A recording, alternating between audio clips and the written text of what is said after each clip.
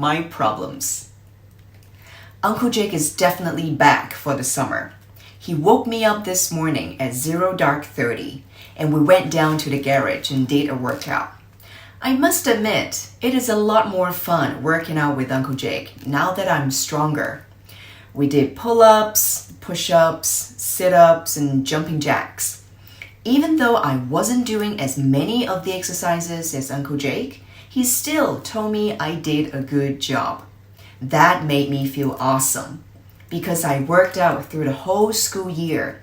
I stayed a warrior kid for almost a whole school year. I say almost because there were some days when I was too tired or too busy to work out, so I skipped a day or two. But my rule was to never ever miss 3 days in a row of working out, and I didn't. My eating was pretty good too. Although there was a time when my mom and dad were working a lot and getting home late every night, I have to admit that I had mint chocolate chip ice cream for dinner 3 nights in a row. Oops. But also, after that 3 days, I didn't eat dessert for 2 weeks. Once we finished our workout, we got changed and sat down for some breakfast. Uncle Jake told me that he's told my mom about being sent to the principal's office and then home from school. I figured that was it. My summer was over. What did she say? I asked him, expecting the worst. She wasn't happy. She wanted to ground you, for a long time. But I told her I would take care of it, so you owe me. Thanks. I said, but I wondered what that meant, so I asked him, wait, what do I owe you? Well, I told her about some of these problems you're having, and I told her I would make sure they get fixed. Yes, I thought to myself, now I'm set. Uncle Jake is going to fix everything. He will get me out of that stupid camp, teach me how to deal with Nathan, get me out of the jiu-jitsu tournament, and buy me a new bike. Thanks, Uncle Jake, I said. I knew you would fix everything. But he didn't say you're welcome or no problem or anything. Instead, he just sat there and looked at me. Then, after a minute, he said, I'm not going to fix anything. You are. I should have known there would be a catch. And I was right. There it was. And it didn't make any sense. Uncle Jake, I can't fix these problems. Nathan, it's mean. And there is nothing I can do about that.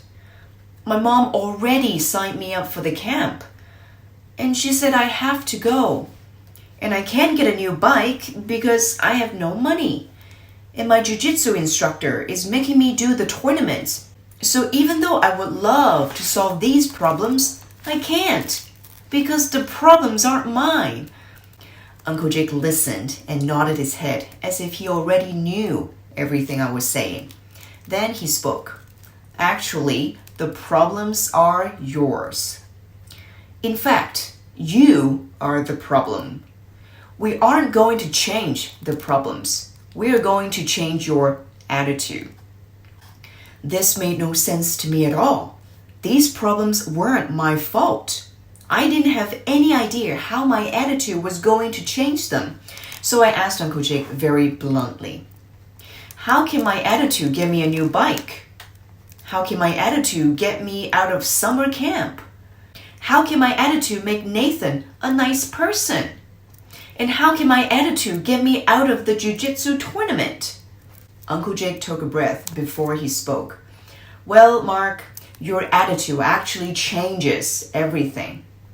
Especially things that you don't think you can change. Look at how you're blaming everyone else for your problems.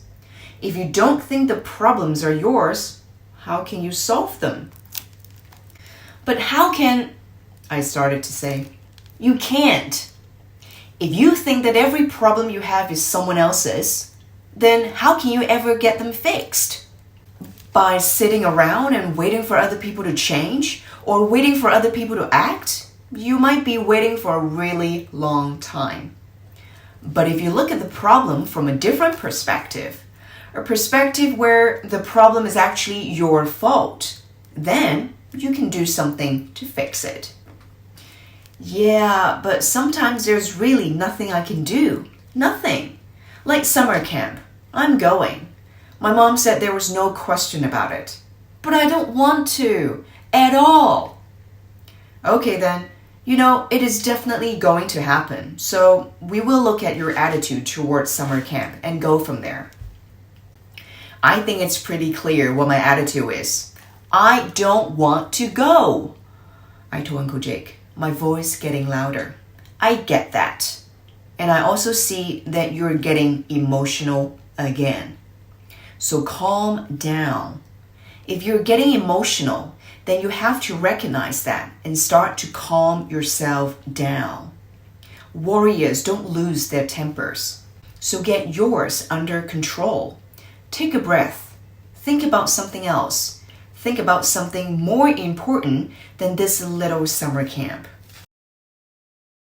It's not little to me.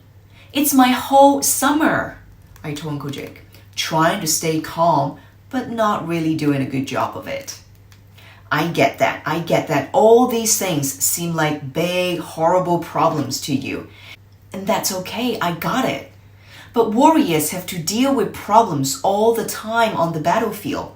And they can't just sit around and wait for someone else to fix them. They have to fix the problems themselves. And you have to fix these problems because no one else is going to fix them for you. And the number one thing you're going to do to get these problems fixed is fix your attitude. Understand? I didn't know what to say because I actually didn't understand. So I told him, not really. Well, you will understand, Mark. You will. All right, now that you finished this chapter, again, time to test your understanding. Here's some questions I prepared for you. Number 1, what workout did Uncle Jake do with Mark?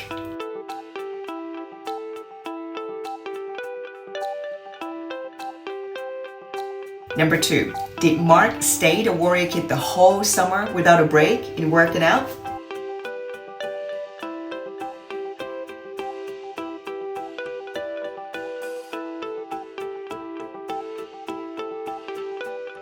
Okay, number 3, how many days in a row did Mark set for himself to not miss a workout?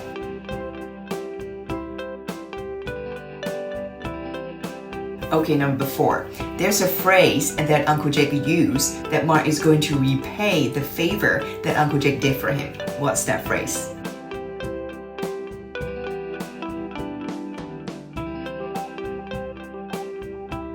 Okay, number 5. What did Uncle Jake tell Mark's mom on the phone?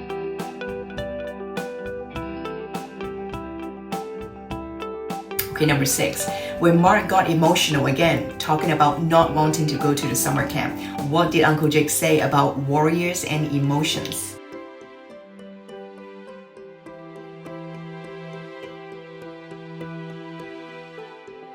Number 7. What do warriors do on a battlefield?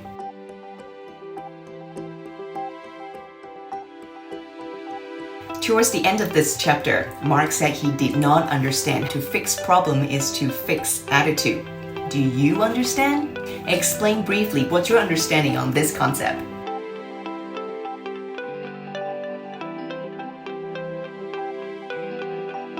Okay, this time I want to include a little discussion here at the end of this chapter. Remember, Mark had mint chocolate ice cream as dinner one day, and he knows he's not supposed to do that. I want to ask you, is there anything that you weren't supposed to do, but you did it anyway?